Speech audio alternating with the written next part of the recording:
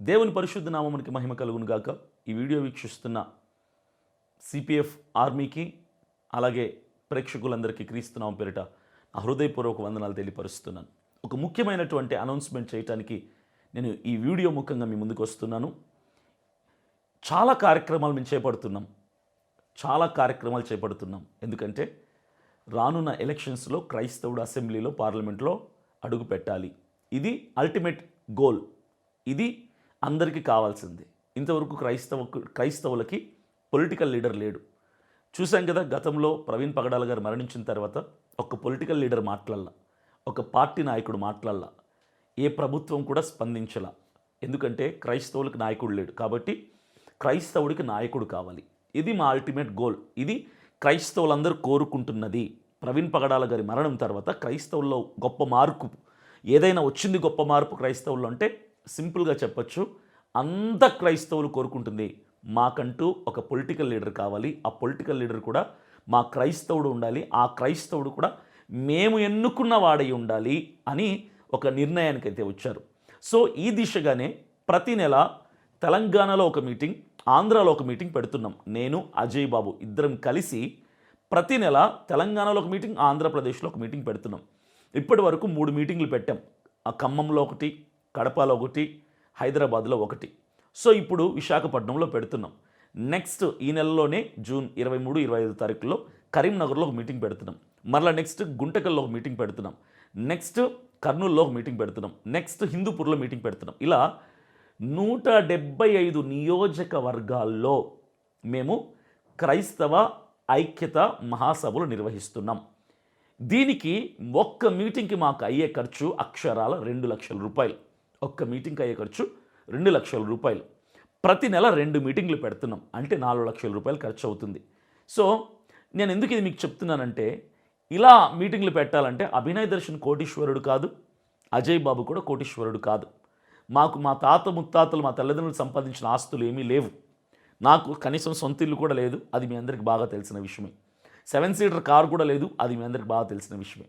మా దగ్గర ఉన్నది ఏంటి అంటే ధైర్యం ఉంది, మాట్లాడటానికి వాక్చాతుర్యం దేవుడిచ్చాడు, ప్రశ్నించటానికి గుండె నిండా ధైర్యం ఉంది, భయపడకుండా పోరాడటానికి దేవుడు సహాయం చేస్తున్నాడు. మా దగ్గర ఉన్నవి ఇవి మాత్రమే. సో మాకు కావాల్సింది ఏంటంటే ఫ్యూయల్ కావాలి. రాయల్ ఎన్ఫీల్డ్ బైక్ ఉంది, అందులో పెట్రోల్ లేకుంటే బండి ముందుకెళ్ళిద్దా? వెళ్ళదు. అలాగే అభినయ్ దర్శన్ అయినా అజయ్ బాబు అయినా పోరాడటానికి యోధులుగా నిలబడ్డాం యుద్ధరంగంలో. కానీ మాకు ఆర్థిక సహకారం, ఆర్థిక సహాయం కావాలి. ఆర్థిక సహకారం లేకుండా మేము ఏ కార్యక్రమం చేయలేము. వైజాగ్ మీటింగ్కి మా దగ్గర ఉన్న డబ్బులంతా తీసి పెట్టేశాం, సేవింగ్ ఉన్నంత తీసి పెట్టేశాం. ఇక మా దగ్గర ఏ డబ్బు లేదు. ఇక నెక్స్ట్ మీటింగ్ పెట్టడానికి కూడా మా దగ్గర ఆర్థిక సహాయం, ఆర్థిక సహకారం, ఆర్థిక స్తోమత లేదు. సో నెక్స్ట్ మీటింగ్స్ ఇలా కొనసాగాలి అంటే ఖచ్చితంగా మీ వంతు మీరు సహకరించాలి. ఈ సిపిఎఫ్ ఆర్గనైజేషన్ ముందుకు వెళ్ళాలంటే చాలా లక్షల రూపాయలు కావాలి. ప్రతి నెల ఎలా లేదన్నా సరే 5 నుంచి 10 లక్షల రూపాయలు కావాలి. మీటింగ్లు పెట్టడానికి 4 లక్షలు, అలాగే నిరుపేద సేవకులకి ప్రతి నెల 5,000 రూపాయలు మన సిపిఎఫ్ సంస్థ తరపున ఇవ్వాలని ఒక ఆలోచన ఉంది. నిరుపేద సేవకులు అంటే చాలా మారుమూల ప్రాంతాల్లో, కొండ ప్రాంతాల్లో, ఏజెన్సీ ప్రాంతాల్లో సరిగ్గా కాళ్ళకు చెప్పులు లేకుండా స్వార్థ ప్రకటిస్తున్న సేవకులు ఉన్నారు. పాకలేసుకొని, తడికలేసుకొని, గోడలు లేనటువంటి స్థలాల్లో చెట్టు కింద స్వార్థలు చేస్తున్నటువంటి సేవకులు ఉన్నారు. అలాంటి వాళ్ళకి మన సిపిఎఫ్ తరపున మేమున్నాం అని దేవుని ప్రేమని కనపరుస్తూ ప్రతి నెల ఒక సేవకుడికి 5,000 రూపాయలు చొప్పున, కనీసం అంటే నెలకి ఒక 100 మంది సేవకులకి మనం ఇవ్వగలిగితే అది మనకు ఆశీర్వాదం. ఈ యొక్క కార్యక్రమాన్ని నేను చేపట్టాలనుకుంటున్నా.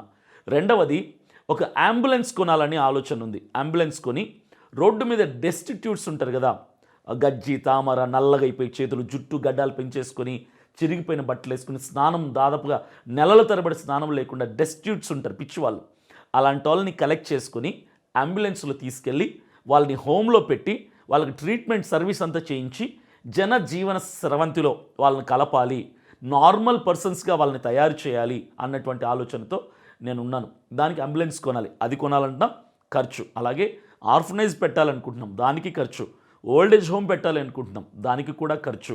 అలాగే విధవరాండ్రకు సహాయం చేయాలనుకుంటున్నాం, దానికి కూడా ఖర్చే. సో ఈ కార్యక్రమాలన్నీ చేయాలన్న ఆలోచన ఉంది.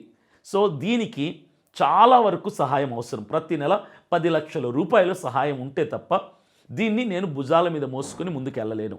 ఇప్పుడు మీకు ఒక ప్రశ్న వస్తుంది ఏంటంటే, ప్రతి నెల మీరు అజయ్ బాబు కలిసి మీటింగ్ పెడుతున్నారు, దానివల్ల ఒరిగేదేంటి తరిగేదేంటి, ఎవరికి లాభం అనొచ్చు. నేను ఒకటి చెప్తున్నా, ఈ మీటింగ్లో మేము మాట్లాడుతుంది ఏంటంటే, మొదటిగా క్రైస్తవులందరూ డినామినేషన్ భేదాలు పక్కన పెట్టి, సిద్ధాంతపరమైన భేదాలు పక్కన పెట్టి, బోధపరమైన భేదాలు పక్కన పెట్టి క్రైస్తవులందరూ ఏకం కావాలి.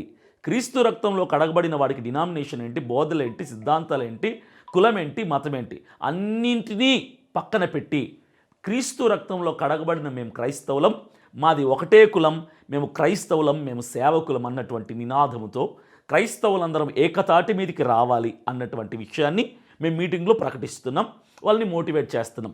రెండవది, క్రైస్తవుడికి గవర్నమెంట్ కాన్స్టిట్యూషన్ రాజ్యాంగం ఇచ్చిన హక్కులు మేము చాటి చెప్తున్నాం, తెలియపరుస్తున్నాం, హక్కులు తెలియపరుస్తారు కాన్ఫిడెంట్గా బ్రతకటానికి. మూడవది, సేవకులు సువార్తలకు వెళ్ళినప్పుడు ఎలా వెళ్ళాలి, వాళ్ళను వాళ్ళు ఎలా ప్రొటెక్ట్ చేసుకోవాలి, ఉన్మాదులు కొంతమంది వచ్చి స్వార్థికుల్ని ఆపి అడ్డుకొని కొడుతున్నప్పుడు వాళ్ళు తిరిగి ఎలా రెస్పాండ్ అవ్వాలి, ఎలా ప్రశ్నించాలి, ఇది నేర్పిస్తున్నాం. నాలుగవది, అన్యాయం జరిగినప్పుడు క్రైస్తవుడికి ఎలా లీగల్గా మనం ప్రొసీడ్ అవ్వాలి, ఎలా యాక్షన్ తీసుకోవాలి, డిపార్ట్మెంట్ వాళ్ళతో ఎలా మనం కాంటాక్ట్ అవ్వాలి, ఎలా వాళ్ళతో మాట్లాడాలి, ఎలా కేసులు పెట్టాలి, ఆ అడ్వకేట్ని మనం ఎలా తీసుకోవాలి, ఈ విషయాలు కూడా మేము మాట్లాడుతున్నాం. తర్వాత క్రైస్తవులకి అసెంబ్లీలో ఒక క్రైస్తవ నాయకుడు కావాలి, పార్లమెంట్లో క్రైస్తవుడు నాయకుడు కావాలి, క్రైస్తవులకు కష్టం వచ్చినప్పుడు మాట్లాడటానికి అసెంబ్లీలో క్రైస్తవ కంఠం ఉండాలి, పార్లమెంట్లో క్రైస్తవ కంఠం ఉండాలి. వార్డు మెంబర్ దగ్గర నుంచి ఎమ్మెల్సీ, ఎమ్మెల్యే, ఎంపీ, సర్పంచ్ అందరూ కూడా ఖచ్చితంగా మన క్రైస్తవులు కూడా ఉండి తీరాలి అని మేము నేర్పిస్తున్నాం. ఇవన్నీ కూడా చాలా మంచి విషయాలు. క్రైస్తవ్యంలో ఒక మార్పును తీసుకురావడానికి మేము మీటింగ్స్ పెడుతున్నాం. ఇప్పటివరకు మేము చేసుకుంటూ వచ్చిన మీటింగ్స్లో అఖండ స్పందన ఉంది, అద్భుతమైన స్పందన. అయితే నేను ఒక విషయం చెప్పాలనుకుంటున్నాను, అజయ్ బాబు నేను కొన్ని సందర్భాల్లో తెలిసి తెలియక ఫ్లోలో కొన్ని తప్పుడు మాటలు మాట్లాడాం. అంటే నా కొడకల్లారా అని, ఆడంగి వాళ్ళని, ఇలాంటి పదాలు వాడడం వల్ల కొంతమంది హర్ట్ అయ్యారు. ఇక మీద ఆ మాటలు కూడా మేము వాడకుండా చాలా చక్కగా, ధైర్యంగా, కాన్ఫిడెంట్గా, అగ్రెసివ్గా ఉన్నట్టు మాట్లాడుతూ, తప్పుని ప్రశ్నిస్తూ, మన హక్కులు నేర్పిస్తూ ముందుకెళ్తున్నాం. సో వీటన్నిటికీ, ఈ కార్యక్రమాలన్నీ మీ ముందు చెప్పాను నేను, వీటన్నిటికీ అభినయ్ దర్శన్ దగ్గర ఆస్తులు లేవు. అభినయ్ దర్శన్ లక్షాధికారి, కోటీశ్వరుడు కాదు. అభినయ్ దర్శన్ ఏదో 3 పూట్ల తినటానికి, ఉండటానికి ఇల్లు, అది కూడా అద్దె ఇల్లు మాత్రమే నాకు ఉంది తప్ప నాకు ఆస్తులు, అంతస్తులు లేవు. కాబట్టి మీరు ఖచ్చితంగా మీ వంతు మీరు సహకారం అందించండి. ఒకరు ఇద్దరు కాదు, వేల మంది సహకరించండి.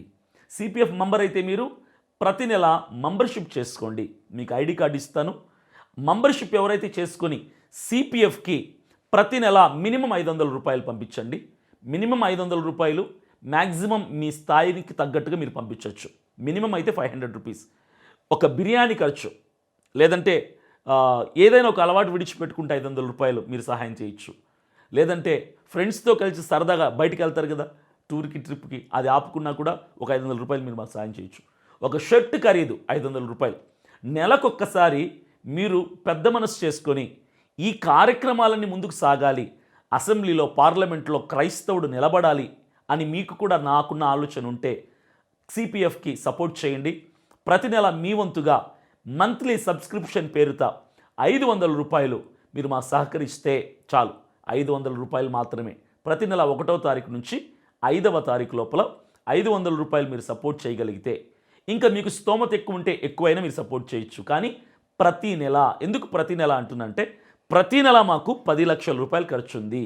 సిపిఎఫ్ని ఎస్టాబ్లిష్ చేస్తూ, క్రైస్తవులకి సహాయం చేస్తూ, క్రైస్తవుల్ని చైతన్యపరుస్తూ, క్రైస్తవుల్ని రాజకీయ దిశగా, అధికారం దిశగా అడుగులేయించడానికి ప్రతి నెల మాకు అవుతున్న ఖర్చు 10 లక్షల రూపాయలు. కాబట్టి ఇది నేను పెట్టుకోవాలంటే పెట్టుకోలేని, ఈ పోరాటం ఆగిపోతుంది.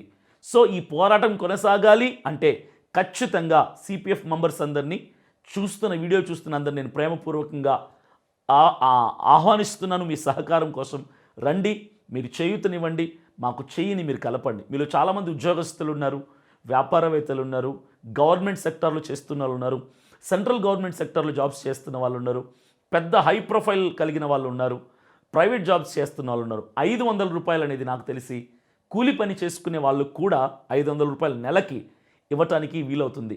ఒక్క 500 ఏమీ చేయలేదు, 100 500 కలిపితే 1000 500 కలిపితే ఏదైనా చేయొచ్చు. కాబట్టి క్రైస్తవులకి ఆర్థిక సహకారం లేదు రాజకీయ దిశగా అడుగులేయటానికి. కాబట్టే రాజకీయ దిశగా అడుగులేస్తున్నాం కాబట్టి మాకు మీ ఆర్థిక సహాయం ఖచ్చితంగా కావాలి. ఇది డిమాండ్ కాదు, కమాండ్ కాదు, ఆర్డర్ కాదు, ఫోర్స్ కాదు, బలవంతం కాదు. అర్థం చేసుకోగలిగితే ప్రోత్సహించండి, మీకు అర్థమైతే సహకరించండి, తప్పు కాదు. అభినయ్ దర్శన్ ఒక్కడి వల్ల ఈ ఆర్గనైజేషన్ నడవదు. ఇది ఒక సంస్థ, ఇది ఒక ఆర్గనైజేషన్. ఇది నా ఒక్కడి వల్ల కాదు, ఇది మీరు ప్రోత్సహిస్తేనే అవుతుంది. ఇంకా చెప్తున్నాను, ప్రతి నెల సబ్స్క్రిప్షన్ చేసుకునే వాళ్ళు కాకుండా పెద్ద హస్తాలు కొన్ని ఉంటాయి, చాలా పెద్ద హస్తాలు. అన్న మీకు లాట్గా మేము ఇంత సపోర్ట్ చేస్తాం సిపిఎఫ్కి అన్న వాళ్ళున్నా కూడా మిమ్మల్ని నేను ప్రోత్సహిస్తున్నాను, మీరు రండి. లేదా అన్న ప్రతి నెల మీటింగ్కి అయ్యే ఖర్చు నేను పెట్టుకుంటానన్న 2 లక్షలు అన్నా కూడా మీరు రండి, నేను మిమ్మల్ని ఆహ్వానిస్తున్నాను. లేదంటే అన్న ప్రతి నెల మీటింగ్ పెడుతున్నారు కదా, ఫంక్షన్ హాల్ ఖర్చు ఎంతో చెప్పండి, ఆ ఫంక్షన్ హాల్ డీటెయిల్స్ నాకు ఇవ్వండి, ఆ ఫంక్షన్ హాల్కి అమౌంట్ నేను కడతాను అన్నా కూడా దానికి కూడా నేను మిమ్మల్ని ఆహ్వానిస్తున్నాను. ఇట్లా ప్రతి నెల ఫిక్స్డ్ అమౌంట్గా ఒక లాట్ అమౌంట్గా చేసే వాళ్ళు కూడా మాకు అవసరమే. వస్తే మన సిపిఎఫ్ని ఎస్టాబ్లిష్ చేస్తూ రాజకీయ దిశగా మనం అడుగులేయటానికి అనుకూలంగా ఉంటుంది. కాబట్టి మీరందరినీ కూడా నేను ప్రేమపూర్వకంగా అడుగుతున్నాను, ఆహ్వానిస్తున్నాను, అర్థిస్తున్నాను. సహకరించండి, సహాయం చేయండి. ఇప్పటికీ క్రైస్తవుడు కళ్ళు తెరుచుకోకపోతే ఇక ఎన్నటికీ మనం తలెత్తుకునే దిశగా నిలబడలేం, కాలు కింద చెప్పుగా ఉండిపోతాం. ప్రవీణ్ పగడాల గారి మరణం తర్వాత మార్పు వచ్చింది క్రైస్తవుల్లో. రాజకీయ రంగ ప్రవేశం క్రైస్తవుడు చేయాలన్నటువంటి ఆలోచన, నిర్ణయం వచ్చింది. కాబట్టి ఈ దిశగా ప్రయాణం చేయాలంటే లక్షల రూపాయలు కావాలి, రానున్న రోజుల్లో కోట్ల రూపాయలు కూడా కావాలి. మేము చేస్తున్న మరో పని ఏంటంటే గ్రామ స్థాయిలో కమిటీస్ ఏర్పాటు చేసి లీడర్స్ని రైజ్ చేస్తున్నాం, మండల స్థాయిలో కమిటీలు ఏర్పాటు చేసి లీడర్స్ని రైజ్ చేస్తున్నాం, నియోజకవర్గ స్థాయిలో కమిటీలు ఏర్పాటు చేసి లీడర్స్ని రైజ్ చేస్తున్నాం, జిల్లా వారి స్థాయిలో కమిటీలు ఏర్పాటు చేసి లీడర్స్ని రైజ్ చేస్తున్నాం. వీళ్ళందరినీ మేము ప్రోత్సహిస్తున్నాం. వీరి ద్వారా రానున్న రోజుల్లో లక్షలతో జనాల్ని గ్యాదర్ చేసి మీటింగ్స్ పెట్టబోతున్నాం. క్రైస్తవుల ఓట్లన్నీ ఏకం చేయబోతున్నాం. క్రైస్తవుడి ఓట్ బ్యాంక్ అంతటిని ఏకం చేయబోతున్నాం. కులాల పేర్లు చెప్పి, మతాల పేర్లు చెప్పి రాజకీయ నాయకులు, ప్రభుత్వము క్రైస్తవుల బలాన్ని విడగొడుతుంటే మేము కులం మతం పక్కన పెట్టి క్రీస్తు రక్తంలో కడగబడి చర్చికి వెళ్తున్న ప్రతి క్రైస్తవుడి ఓట్ బ్యాంక్ అంతటిని ఒకటి చేసి క్రైస్తవుల ఓట్లు, ముస్లింల ఓట్లు, దళితుల ఓట్లన్నింటినీ ఐక్యపరిచి అసెంబ్లీలో కనీసం అంటే 5 మంది మన వాళ్ళు అడుగు పెట్టబోతున్నారు. పార్లమెంట్లో కనీసం 2 అడుగు పెట్టబోయే దిశకు మేము ప్రయత్నం చేస్తున్నాం. కనీసం అంటే 25 నియోజకవర్గాల్లో క్రైస్తవుడు కంటెస్ట్ చెయ్యాలి, చేసేలాగా మేము ప్రోత్సహిస్తాము. ఖచ్చితంగా మేము ప్రోత్సహిస్తాం.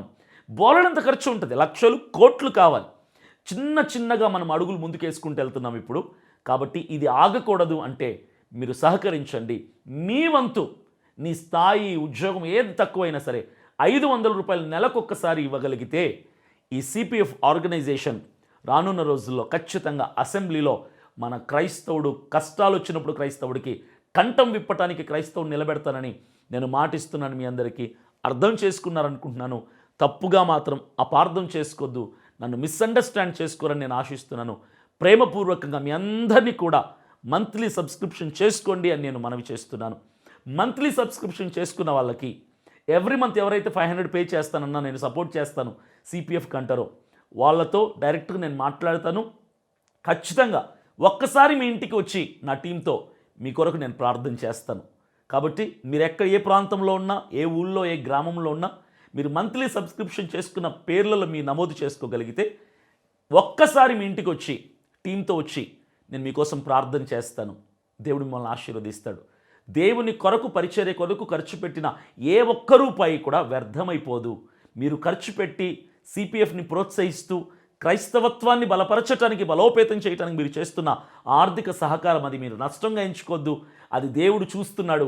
30, 60, 100 దానికి రెట్టింపుగా దేవుడు మీకు ఇస్తాడు అని నేను మనవి చేస్తున్నాను. సో అర్థం చేసుకోండి, అపార్థం మాత్రం చేసుకోవద్దు. ఇది నా స్వలాభం కోసం, నా సొంత ఇంటి కోసం, నా కుటుంబ ఖర్చుల కోసం నేను అడగటం లేదు. క్రైస్తవత్వాన్ని బలపరుస్తూ రాజకీయ దిశగా అడుగులేయటానికి మీ సహకారం నేను కోరుతున్నాను. మంచి కార్యక్రమాలు చేయాలి, సేవకులకు సహాయం చేయాలి, నిరుపేదలకు సహాయం చేయాలి, రోడ్డు వైపు ఉన్నటువంటి పేదలకి, అనాథలకు సహాయం చేయాలి, అందరికీ సహాయం చేయాలన్న ఆలోచన నాకు ఉంది. కాబట్టి క్రైస్తవుల్ని బలపరుస్తూ క్రైస్తవులకు మేము ఉన్నామని చెబుతూ ముందుకు వెళ్దాం. ఈరోజు 2 రాష్ట్రాల క్రైస్తవులు ఒక అభినయ్ దర్శన్ని, ఒక అజయ్ బాబుని నమ్ముతున్నారు, ట్రస్ట్ చేస్తున్నారు. అన్నా మీరు నిలబడితే సాధించగలుగుతారు అంటున్నారు. ఇంకో మాట చెప్తున్నా, అసూయపడదు మా మీదెవరు. మేము ఒకవేళ నిలబడాల్సి వస్తే ఒక నియోజకవర్గమే కదా నిలబడతాం. మరి ఇంకా మిగిలిన 25 మంది కావాలి కదా, అది మీరే అవ్వచ్చు, మిమ్మల్ని నిలబెట్టొచ్చు, మిమ్మల్ని ప్రోత్సహించవచ్చు మీకు ఆసక్తి ఉంటే. సో ఆలోచించండి, అడుగు ముందుకేయండి, సహకరించండి, సిపిఎఫ్ని ముందుకు తీసుకెళ్ళండి. రాజకీయ దిశగా మేము చేస్తున్న ప్రయత్నంలో, పోరాటంలో మీ వంతు మీరు సహకరిస్తారని నేను ఆశిస్తున్నాను. దేవుడు మీకు తోడై ఉండి దీవించి ఆశీర్వదించును గాక. God bless you. Thank you.